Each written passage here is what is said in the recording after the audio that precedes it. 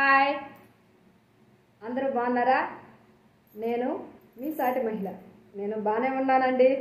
ఏదో మందులు వాడుతున్నాను, ఇలా ఉన్నాను. ఇంకా ఒక హాస్పిటల్కి తీసుకెళ్ళాలంటున్నారు తమిళనాడుకి. అక్కడికి పోతే ఏమన్నా నా తల ప్రాబ్లంకు మంచి సొల్యూషను, మంచి మందులు, మంచి డాక్టర్ దొరుకుతాడేమో చూడాలి. ఓకేనండి, అందరూ బాగుండాలి అని నేను మనస్ఫూర్తిగా కోరుకుంటున్నాను. ఈరోజు నేను స్త్రీని గౌరవించాలి గౌరీ గురించి, ఒక ఫ్యామిలీ గురించి నేను మీతో మాట్లాడుతున్నాను. ఓకేనండి, నాకు తెలిసిన ఫ్యామిలీ చాలా హ్యాపీగా ఉండే ఫ్యామిలీ ఒకప్పట్లో. ఇప్పుడు కాదండి, ఒకప్పట్లో. అలాంటి ఫ్యామిలీ ఏరి కోరి ఒక ఇంటినింటి గుణవంతరాలు, మంచి బిడ్డ అని ఒక అమ్మాయిని పెళ్లి చేసుకుంటారు. వాళ్ళ ఇంటి కోడలుగా తెచ్చుకుంటారు, అతను భార్యగా తెచ్చుకుంటాడు. పెళ్ళయింది.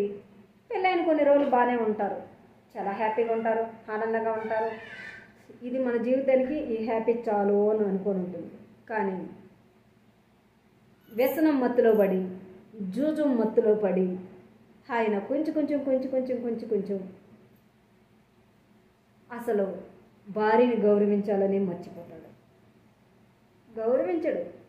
కానీ పెళ్లి చేసుకుని కానింటి అత్తమామ దగ్గర కష్టాలు పడి, ఇబ్బందులు పడి, ఎన్నో ఎదుర్కొని, ఇంకా ఆడపడుచులు ఉంటారు, మర్దులు ఉంటారు, ఎన్నో కష్టాలు ఎదుర్కొని నిలబడగలిగింది కదా ఆ స్త్రీ. ఒకప్పట్లో ఆ అత్త కూడా అలాగే పడి ఉంటుంది. ఒకరింటికి ఇచ్చిన తర్వాత ఆడపడుచు కూడా ఇలాగే కష్టాలు పడి ఉంటుంది. ఆమె స్త్రీయే, ఈమె స్త్రీయే, ఈ భార్య స్త్రీయే. అన్ని కష్టాలు అనుభవించే తల్లికి భర్త దగ్గర కొంచెం అభిమానం, కొంచెం ప్రేమ, కాసంత నమ్మకం కావాలా, గౌరవం కావాలని కోరుకుంటుంది.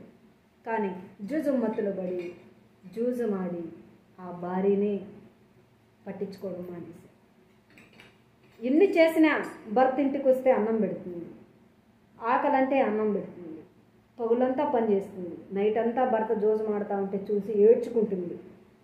ఇలా ఏడ్చుకొని, ఇలా బాధపడి ఆమెకి ఒక కుమారుడు. ఆ కొడుకు ఎలాంటి వాడు?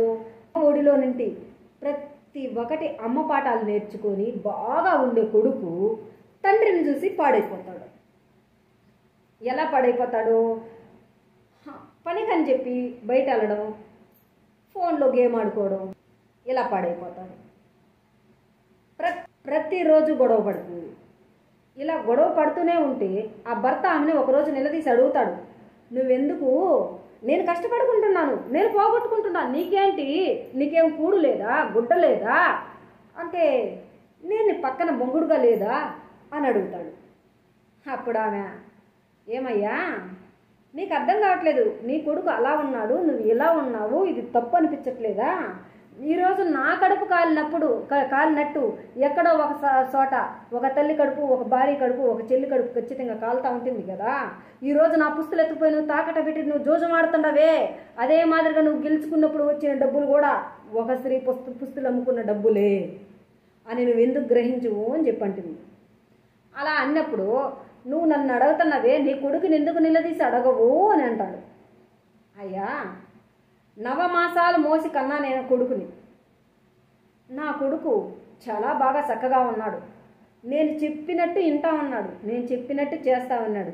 కానీ నువ్వు నువ్వు ఆడే జోజం చూసి నీలో ప్రతి ఒక్కటి అంటే మన తండ్రిలాగా మనం ఉండాలా అని మాత్రమే నీ అడుగు జాడల్లో నడుస్తున్నాడు. నేను వాడిని ఏమని అడగల్లా? కానీ నువ్వు ఆడి చెడిపోతే నేనే రోడ్డు పాలవుతా, తాగి పాడైపోతే నేనే రోడ్డు పాలవుతా, నువ్వు తాగి చచ్చిపోతే నేనే ముండమోయ్యన్నా. ఇన్ని నీ ఒక్కడి వల్ల నష్టం నాకే జరుగుతుంది. పోనీ ఇంత జరిగే నాకేమన్నా గౌరవం ఉందా? నీ దగ్గర గౌరవం లేదే. నువ్వు కొడతావు, తిడతావు, ఎన్నెన్నో హింసలకు గురి చేస్తావు. అయినా నేను ఓర్చుకొని నీతో ఎందుకు గొడవ పడుతున్నానంటే, భారీగా నా బాధ్యత, తల్లిగా నేను వాడిని దండించడం కూడా నా బాధ్యతే. కానీ నిన్ను నేను అదుపులో పెట్టుకోలేదు, నా కొడుకుని నేను ఎలా అదుపులో పెట్టుకుంటానయ్యా అంటే, ఒక్కసారి కాకపోయినా ఒకసారి ఇంట్లో స్త్రీ మాట వింటే ఇంత కష్టం ఆ తల్లికి కలగదు కదా. చూడండి, ఒక జూసం వల్ల, ఒక గేమ్ వల్ల, ఒక మత్తు వల్ల ఫ్యామిలీయే రూడుపాలు. గేమ్కి అలవాటు పడి ఉంటారు, ముందుకు బానిసై ఉంటారు, జూజానికి కూడా అలవాటు పడి ఉంటారు. ప్రతి ఒక్కరూ అదుపుగా పొదుపుగా వాడుకోండి. ఏదైనా సరే అలవాటును మార్చుకోలేరు వెంబడి. కానీ ఇంట్లో మీకోసం అంటూ మీ తల్లు, మీ చెల్లు, మీ భార్య ఎదురు చూస్తూ ఉంటుంది. మీరు 10 కాలాల పాటు చల్లగా ఉండాలని కోరుకుంటూ ఉంటుంది. ఆ తల్లిని గౌరవించండి, ఆ స్త్రీని గౌరవించండి. ఇదే నేను ఈ వీడియో ద్వారా తెలియజేయాలనుకున్నాను. Thank you. బాయ్.